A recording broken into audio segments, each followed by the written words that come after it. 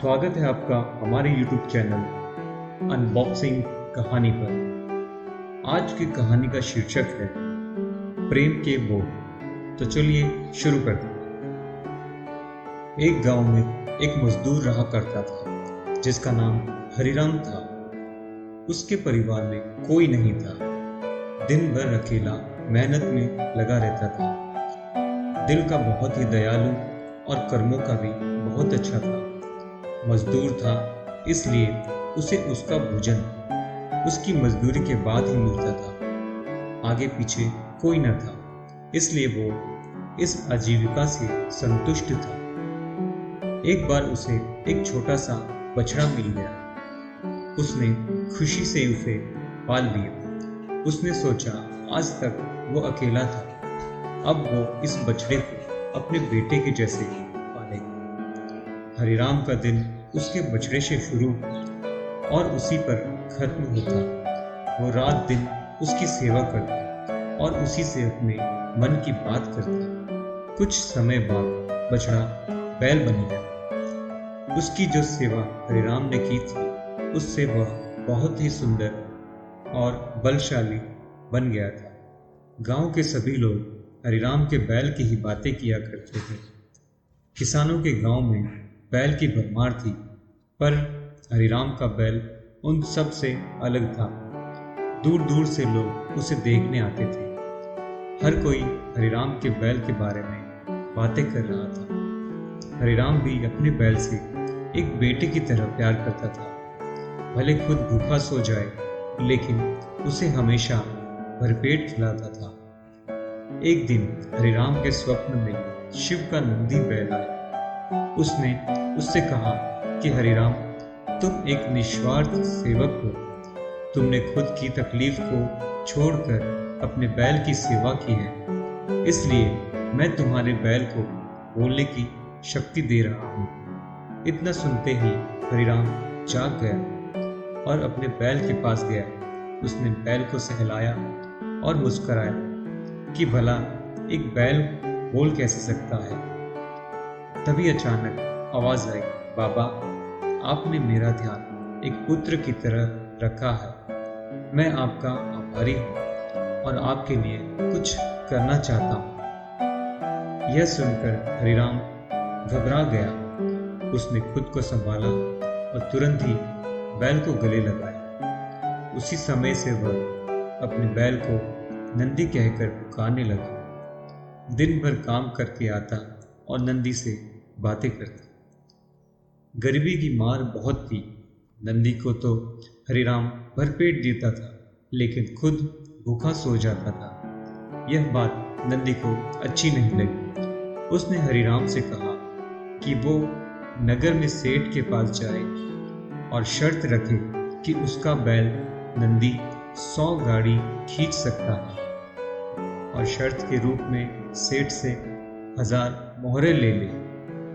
हरिराम ने कहा, नंदी तू पागल हो गया है। भला कोई बैल इतना भार वहन कर भी सकता है? मैं अपने जीवन से खुश हूँ, मुझे यह नहीं करना। लेकिन नंदी के बार बार आग्रह करने पर हरिराम उसकी बात मान लेता है। एक दिन डरते डरते हरिराम सेठ दीनदयाल के घर पहुंचा। दीनदयाल ने उससे आने का कारण पूछा। तब हरिराम ने शर्त के बारे में कहा। सेठ जोर जोर से हंसने लगा। बोला, हरिराम, बैल के साथ रहकर क्या तुम्हारी मति भी बैल जैसी हो गई है? अगर शर्त हार गए तो 1000 मोहर के लिए तुम्हें अपनी झोपड़ी तक बेचनी पड़ेगी। यह सुनकर हरिराम और अधिक डर गया, लेकिन मुंह से निकली बात पर कर भी नहीं सकता था। शर्त का दिन तय किया गया और सेठ दीनदयाल ने पूरे गांव में ढोल पिटाकर इस प्रतियोगिता के बारे में गांव वालों को खबर दी और सभी को यह अद्भुत नज़ारा देखने को बुलाया। सभी खबर सुनने के बाद हरिराम का मजाक उड़ाने लगे और कहने लगे कि यह शर्त तो हरिराम ही हारेगा। यह सब सुनकर हरिराम को और अधिक डर लगने लगा और उसे नंदी से घृणा होने लगी। वो उसे कोसने लगा, बार बार उसे दोष देता और कहता कि कहाँ मैंने इस बैल को पाल लिया, मेरी अच्छी भली कट रही थी, इसके कारण सर की छत से भी जाऊंगा और लोगों की थू होगी वो अलग। अब हरिराम को नंदी बिल्कुल भी रास नहीं आ रहा था। वह दिन आ गया जिस दिन प्रतियोगिता होनी थी। 100 माल से भरी गाड़ियों के आगे नंदी को जोता गया और गाड़ी पर खुद हरिराम बैठा। सभी गांव वाले यह नजारा देख हंस रहे थे और हरिराम को बुरा भला कह रहे थे। हरिराम ने नंदी से कहा, देख तेरे कारण मुझे कितना सुनना पड़ रहा है। तुझे बेटे जैसे पाला था और तूने मुझे सड़क पर लाने का काम किया। हरिराम के ऐसे घृणित शब्दों के कारण नंदी को गुस्सा आ गया और उसने ठान ली कि वो एक कदम भी आगे नहीं बढ़ाएगा और इस तरह हरिराम शर्त हार गया। सभी ने उसका मजाक उड़ाया और उसे अपनी झोपड़ी से हाथ धोना पड़ा। अब हरिराम नंदी के साथ मंदिर के बाहर पड़ा हुआ था और नंदी के सामने रो रो कर उसे कोस रहा था।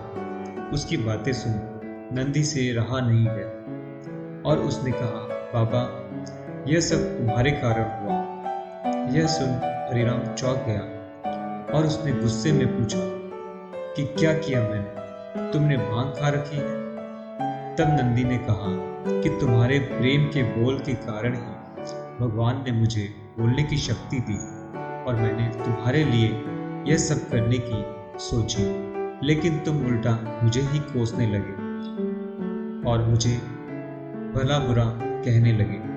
तब मैंने ठानी मैं तुम्हारे लिए कुछ नहीं करूँगा। लेकिन अब मैं तुमसे फिर से कहता हूँ कि मैं 100 गाड़ियाँ खींच सकता हूँ। तुम जाकर फिर से शर्त लगाओ और इस बार अपनी झोपड़ी और 1000 मुद्रे की शर्त लगाना। हरिराम वही करता है और फिर से शर्त के अनुसार 100 गाड़ियाँ तैयार कर उस पर नंदी को जोता जाता है और फिर से उस पर हरिराम बैठता है और प्यार से सहलाकर उसे गाड़ियाँ खींचने कहता है और इस बार नंदी यह कर दिखाता है, जिसे देख सभी स्तब्ध रह जाते हैं और हरिराम शर्त जीत जाता है। सेठ दीनदयाल उसे उसकी झोपड़ी और 1000 मुहरे दे देता है।